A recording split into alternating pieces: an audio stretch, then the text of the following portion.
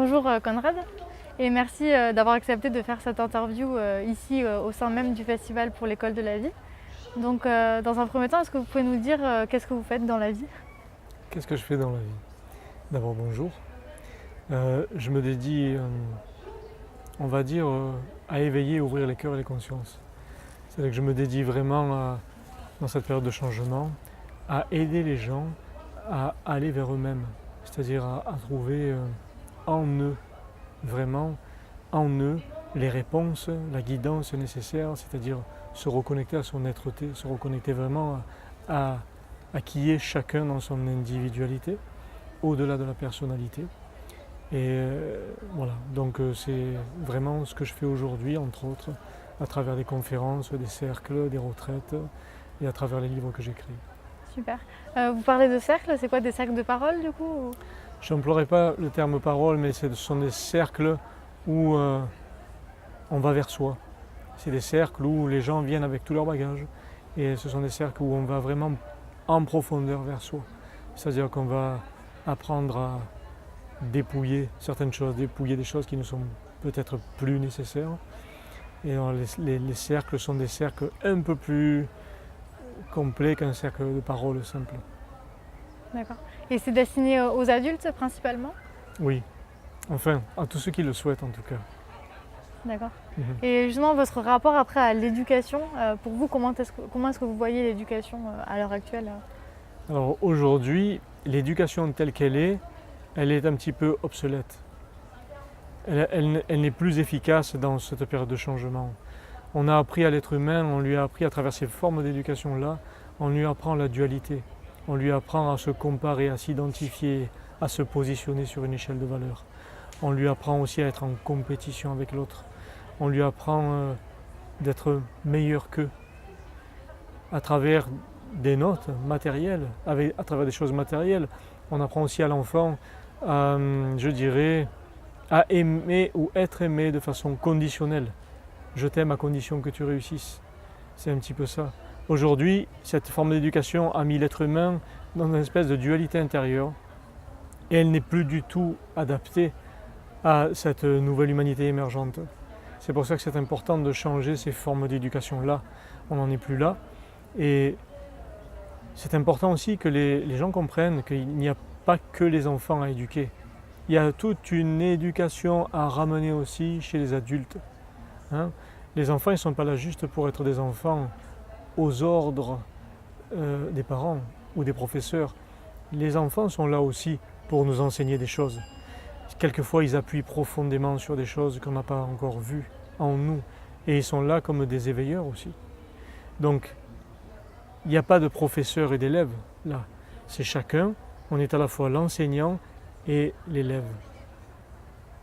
Donc là aussi, c'est important de le comprendre. Et je dis, c'est important de rééduquer les adultes aussi, parce que dans ces formes d'éducation, l'être humain s'est un peu oublié. C'est surtout dans le faire qu'on l'a éduqué, et dans le réussir, dans le pouvoir, dans les comparaisons qui font que pour réussir, je dois être mieux qu'eux, meilleur qu'eux. Et en fait, c'est quelque part quelque chose que l'être humain a engrammé en lui, qu'il a profondément ancré en lui. Et il y a mis des mécanismes, il y a mis des codes, donc il y a tous des codes qui se jouent entre les humains, des mécanismes qui sont là, qui font interaction. L'être humain réagit à des stimuli extérieurs et de ces stimuli, il rentre dans certaines formes d'émotions qui sont liées à ces éducations, ces formes d'éducation de l'enfance. Aujourd'hui, il est temps de changer tout ça. Donc justement, à travers les cercles et les stages que vous faites, vous apprenez aux adultes à se rééduquer? À aller vers eux-mêmes, mais au-delà de ce qu'ils croient de eux. C'est-à-dire au-delà de l'éducation qui ont été données, et on lui dit, voilà, tu es tel personnage. On va au-delà de ça. C'est-à-dire on dépouille le personnage, on n'est pas ce personnage. On n'est pas le parent, on n'est pas le boulanger, on n'est pas l'éducateur, on n'est pas la mère de famille. Juste au-delà de ça, qu'est-ce qu'on est? Si on n'est pas tout ça. J'invite les gens à aller voir en eux vraiment l'essence de ce qu'ils sont. Au-delà de ce qui a été formaté dans le personnage.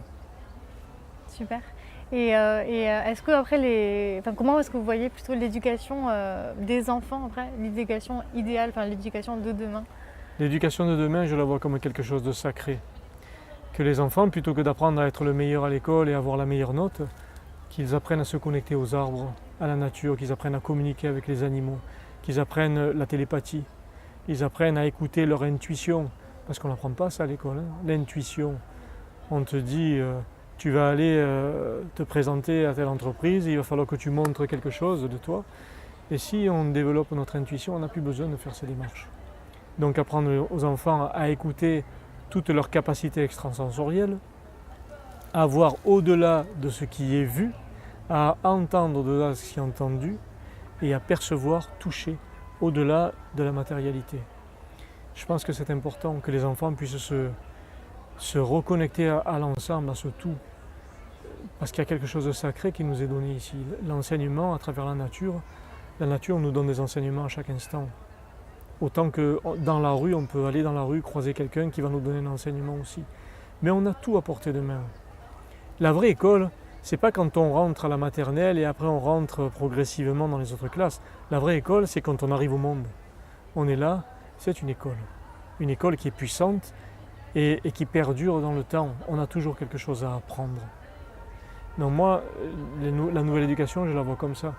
Que les enfants soient plus dans le sacré, dans des vraies valeurs, dans des choses où ça ne les met plus en compétition avec l'autre, ça ne les met plus en dualité et avec des blessures, parce que je suis inférieur à toi, je suis supérieur à toi, j'ai eu telle ou telle note, je suis meilleur qu'eux, moins bien qu'eux.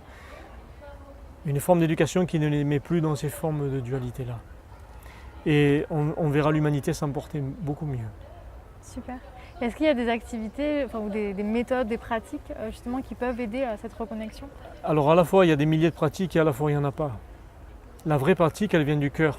Ce n'est pas quelque chose qu'on va trouver dans les livres, ce n'est pas quelque chose qui va faire partie de certains protocoles. La vérité, elle est là. Je dirais la pratique, elle est dans l'instant présent. Tout instant présent vous amène un enseignement. Il n'y a pas de méthode. Je me balade dans la nature, je vais aller au fin fond de la forêt. La méthode, elle est là, elle est me présentée à travers ce qui vibre, à travers l'automne, à travers un animal qui va passer, à travers l'animal que j'observe là et qui va m'apprendre, à travers la rivière que je vais traverser, à travers le fait d'aller poser mon regard sur un sommet où je vais voir un point de vue d'un ensemble. La méthode, elle est là. C'est la Terre nous offre cette méthode-là, la méthode de la vie. C'est la vie qui nous apprend. Et la vie nous apprend quelque chose qu'on ne peut pas apprendre dans les bancs d'école. Au banc d'école, on va apprendre à multiplier, à diviser, d'accord? Mais l'instant présent, c'est là.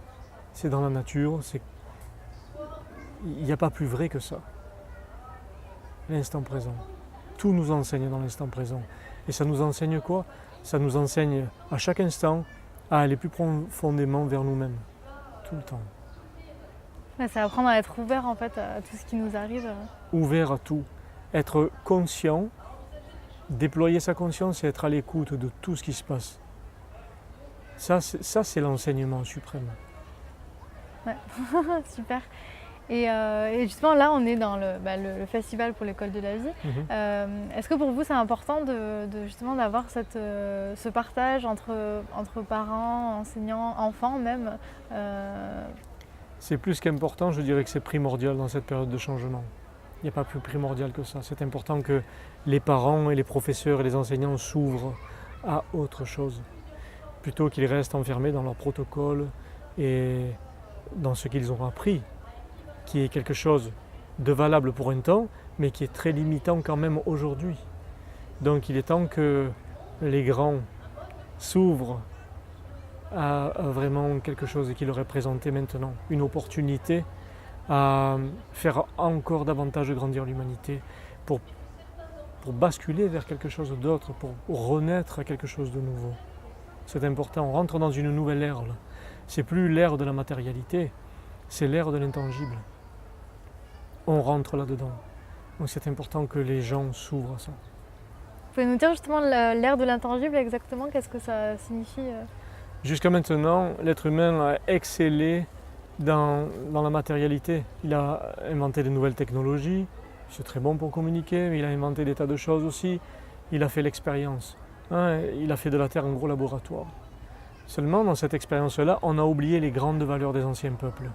On a oublié les vraies valeurs, les valeurs de la Terre, les valeurs du sacré, les valeurs de respect de l'autre et de soi, les valeurs de l'amour, les valeurs de compassion, les valeurs de la fraternité, les valeurs d'altruisme, les valeurs de l'échange. On a oublié ça.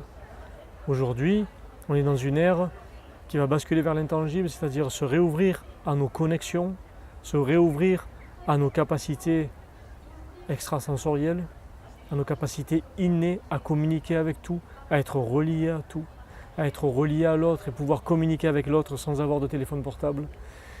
On va rentrer dans cette ère-là, c'est-à-dire on va revenir à des valeurs, mais avec notre conscience et notre intelligence du cœur d'aujourd'hui. Donc là, c'est important de revenir à ça. Les anciens peuples nous ont donné l'exemple. L'évolution a fait qu'on n'a pas suivi ces exemples-là.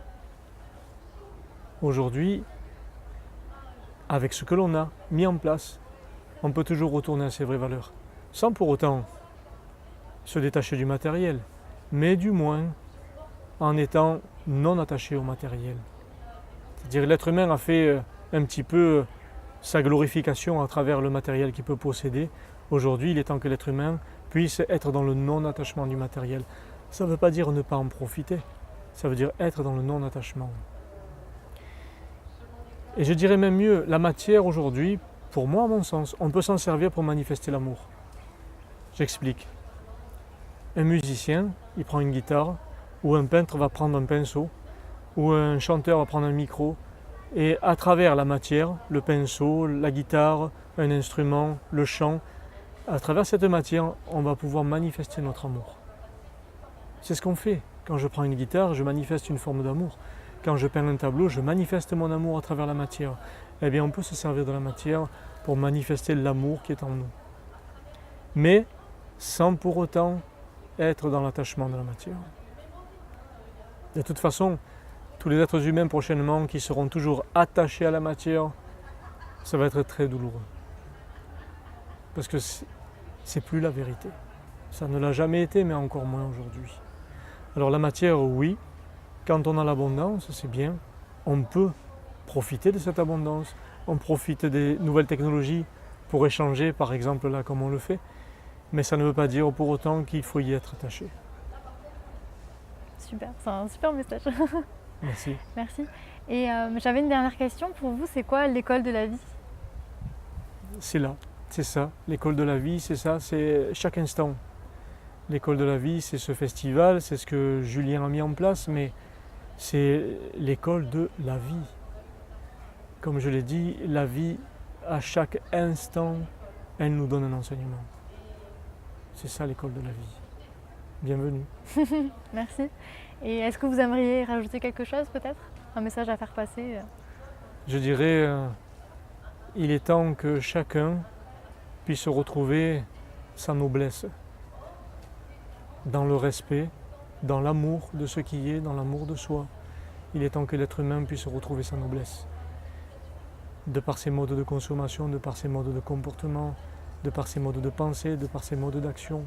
Il est vraiment temps que l'être humain retrouve sa noblesse. Super, merci beaucoup. Merci.